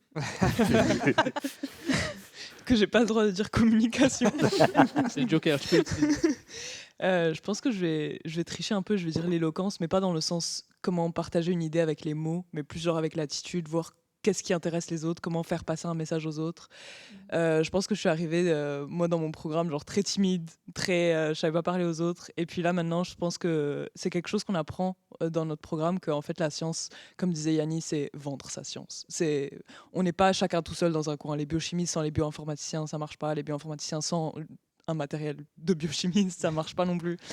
Donc, je pense qu'on est vraiment dans un domaine où on a vraiment besoin les uns des autres. Et je pense que c'est vraiment une compétition en vrai, guys. Qui va le plus réussir ou qui va le plus attirer les gens vers ce que lui fait, ce que lui il a à offrir, ou celui qui sera le meilleur joueur dans une équipe ou quoi. Mais voilà, je pense me démarquer et mieux savoir comment expliquer mon projet, attirer en parlant de mon projet, et voilà. Est-ce que je peux ajouter un truc? Ah oui, vas-y. Moi, c'est un truc que j'ai appris pendant le bac, mais aussi durant mes projets, c'est d'apprendre à recevoir les critiques.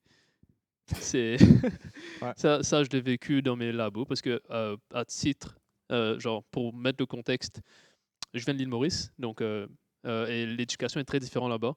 Déjà, on suit le système Cambridge, donc d'Angleterre, et nos rapports de lab, par exemple, sont pas du tout comme ici ou comme vous ferez au cégep même.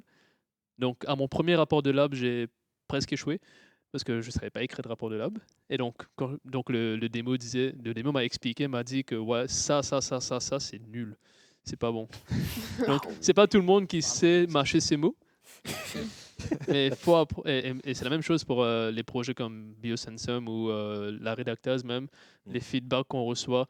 Je fais le montage, donc je reçois les feedbacks. Des fois, on me dit, non, mais ça, c'est nul.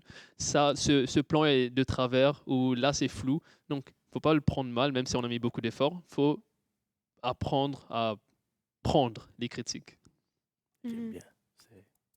Puis si je peux me permettre d'ajouter comme un mini truc qui n'a pas rapport avec une compétence spécifique, mais juste, ça fait 1 heure qu'on parle de toutes les compétences qu'on a acquises, puis à quel point, là, on est rendu vraiment bon en communication et tout, mais je pense que c'est important pour nous, entre nous, mais aussi les gens qui écoutent, oui, OK, on peut dire, en faisant telle activité, en m'impliquant, j'ai acquis plein de compétences, mais c'est important de ne pas se comparer. Puis je pense qu'il y a beaucoup de gens qui peuvent avoir peur après ça de « Ah, ben moi, je suis pas tant impliqué, moi, j'ai pas fait telle affaire, j'ai pas fait de recherche avant le stage obligatoire, mais c'est correct. » Puis dans nos expériences de vie, même sans emploi, que ce soit à travers ta famille, si tu as eu des conflits, tu vas avoir ces capacités-là. Puis c'est important de savoir notre valeur, même si on n'est pas super impliqué, ça n'enlève pas notre valeur. Puis c'est juste un message que je voulais passer. En effet. Excusez. En fait, le fait de reconnaître ses propres compétences, c'est important, là. Je pense que ça fait partie des missions un peu de l'université, là. Je m'excuse, j'en ai encore une. Ouais, vas-y, sans problème. Euh, Ça va être un peu sur la même ligne de pensée que tantôt, là, le côté extrascolaire versus université.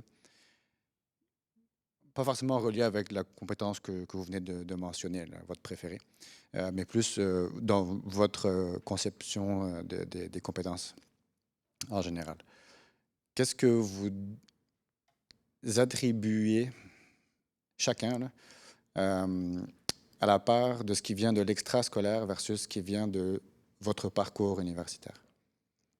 Est-ce que tu peux juste répéter la question? Mettons, dépendamment dans toutes tes compétences, pas dans ta connaissance scientifique, là, d'accord? Dans les compétences transversales, combien tu penses qu'elles proviennent de ton background extrascolaire et combien tu penses que tu as développé, on va dire en proportion, là, que tu as développé au cours de ton parcours universitaire? Bah, honnêtement, moi, personnellement, ben, je pense que le fait d'être au cycle supérieur, on développe quand même beaucoup de compétences transversales, là. Donc, moi, je pourrais dire avec confiance 50-50 personnellement. Il y a beaucoup de choses que j'ai fait durant mon parcours au cycle supérieur que j'avais jamais fait au bac. Et le fait que je suis impliqué dans plusieurs projets, ça m'aide aussi dans cette situation-là. Donc, ouais, donc 50-50, mais je dirais que vraiment le 50% que j'ai acquis en académique, c'est vraiment, ça provient de mon cycle supérieur. Durant mon bac, bon, ça c'était ma faute, là. Je n'étais pas du tout impliqué. J'étais encore de ceux qui disaient, bon, je n'ai pas le temps de faire ça, blablabla. Donc, j'avais pas mis vraiment l'importance là-dessus et c'est maintenant que je me rends compte de l'importance de ça. Donc, ouais, 50-50 personnellement. J'irais avec Yanni. Je pensais à la proportion et je n'arrivais pas. Je dirais 50-50 en addition pour ajouter sur ce que Yanni disait. Je dis 50-50 en raison qu'il n'y a aucune compétence, dans ma connaissance, qui est parfaite. Tu ne pourrais jamais l'acquérir jusqu'au plafond. Donc, tu es mieux en mieux, tu pratiques plus en plus et tu excelles plus en plus. Et je pense que, dépendant de quelles compétences à la fin de la journée, tu l'acquiers quelque part et tu l'excelles quelque part d'autre. Et j'en sais plusieurs, spécifiquement en Six Superior, plusieurs compétences, tu l'acquiers quelque part. Et puis, on va dire communication. Ça va être un topic qui vient souvent. J'ai appris ça tout le temps avec mes autres projets avant les études universitaires. Autant à ma job sur le côté, autant sur les autres activités. Et de là, tu sais, c'était souvent pour un petit groupe et juste à parler du monde qu'en fait, je connais pas, genre mes clients, à la clientèle. Mais de là, je suis plus comme comme apprendre un peu comme analyser à 5 points de qu'est-ce que l'autre personne veut dans l'autre bout de la file. Et puis là, je suis comme, OK, qu'est-ce que ce projet cherche? Qu'est-ce que mon collaborateur cherche? Donc là, j'ai des excès d'un côté plus académique, plus professionnel, puis avec l'association, parler comment pour que l'équipe au complet travaille efficacement à la fin de la journée. Donc, je pense que tout en tout, il n'y a pas une compétence, je peux penser que c'était pas les deux qui ont contribué à où ce que c'est aujourd'hui. Moi, j'aime parler de ça comme étant d'un cercle vertueux. C'est que l'école, ça te permet de développer certaines compétences qui vont en retour te permettre de développer d'autres compétences en dehors de l'école qui vont ensuite revenir aux compétences à l'école. Ouais, c'est vrai. Pour moi, par exemple, à la session d'hiver, j'avais un cours de communication et c'est au cours de communication que j'ai pris vraiment, j'avais déjà un goût pour la vulgarisation scientifique, sauf que là, j'avais réalisé la possibilité d'être dans un journal étudiant et de participer. C'est là que je parlais avec Dylan et là, on a participé un peu à la création de la rédactase. Et de là, cet esprit critique dont je parlais, j'en ai fait encore plus usage et je l'ai même probablement encore plus affûté à travers le journal étudiant. Et ça a également travaillé mon esprit de vulgarisation, mon esprit de communication, de synthèse, qui s'est montré plus facile également, par exemple, en faisant du tutorat à l'école. Donc, et arrivé à l'école également, ceci m'a permis de développer d'autres compétences, comme par exemple, là, on fait l'approche par problème. Tu dois résoudre un problème. Donc là, il faut que tu saches comment t'expliquer toi-même le problème, puis après l'expliquer aux autres. Ça permet, de là, tu sais, c'est comme un back and forth, un aller-retour c'est comme si ces deux endroits-là ne peuvent pas exister l'un sans l'autre. Et tu as besoin comme des qualités de l'école pour te développer aussi en parascolaire. Et les capacités que tu développes en parascolaire te permettent d'évoluer et de briller encore plus à l'école. Donc, c'est pour ça que je parlais de C'est cette vertu. C'est vrai, j'aimerais rejoindre Anaël sur ce point-là, parce que je suis entièrement d'accord, mais surtout, moi, je voulais dire que, pour moi en tout cas, j'ai appris techniquement plus de compétences transversales avec mes activités parascolaires, mais il y a une compétence que j'ai appris durant l'école, que j'étais forcé d'apprendre, et qui est la plus importante, je trouve, et c'est quelque chose qu'on ne montre pas forcément à l'école, c'est comment apprendre. Parce que ça paraît peut-être un peu arrogant, mais moi, j'ai appris à me connaître moi-même, à apprendre comment mon cerveau marche, comment moi j'étudie. Ouais. Et le truc, c'est pas juste de s'asseoir et de lire ses notes juste comme ça, juste lire et répéter. Chacun sa technique, chacun doit apprendre sa propre technique d'étude. Moi, c'est des cartes mentales, je suis très visuel. D'autres gens, c'est des flashcards. Mais c'est pas juste, ah, tout le monde fait des flashcards, ben, je devrais en faire aussi. Non, mais il faut apprendre à apprendre. Et une fois que tu apprends à apprendre euh, du côté académique, ben, tu peux l'appliquer n'importe où. Tu peux l'appliquer à n'importe quel skill, n'importe quelle compétence que tu veux apprendre, que ce soit au labo ou dans un projet en dehors de l'école ou non professionnel. Ouais. C'est que quand tu comprends comment ton cerveau est branché et connecté, ben, tu peux jouer avec. Moi, pour ma part, je dirais que c'est plus toutes les activités extrascolaires qui m'ont appris plus que l'école parce que je suis pas juste une étudiante. J'ai, comme Yanni l'a dit, là, j'ai plein de chapeaux moi aussi. Donc, c'est pas juste mon chapeau d'école puis d'étudiante qui est le plus important selon moi. C'est d'autres choses aussi à côté. Ben, moi, je pense que c'est un peu pareil comme tout le monde, le 50-50. Ça dépend de quelles compétences on parle. Je pense qu'il y en a qui sont plus demandées dans les activités parascolaires et d'autres qui sont plus demandées à l'école. Fait que ça dépend vraiment de la situation. C'est ça, il n'y a rien qui est acquis, genre juste par les connaissances ou juste par ta personnalité. C'est toujours un mix des deux, donc forcément, il y a toujours les deux qui jouent quoi que ce soit et tout. Donc je suis d'accord avec vous. Good. C'est bon? Plus de questions? I guess. Donc, j'aimerais remercier tout le monde ici d'avoir vraiment donné des avis très qui ont, je suis pas sûr, éclairé plein de personnes. Donc, merci aux invités. Et merci d'avoir écouté cet épisode des Balados pour tes compétences de pro. J'espère honnêtement que ces discussions-là vous ont éclairé. Et je vous souhaite une excellente soirée et on se retrouve pour un prochain épisode. Ouais.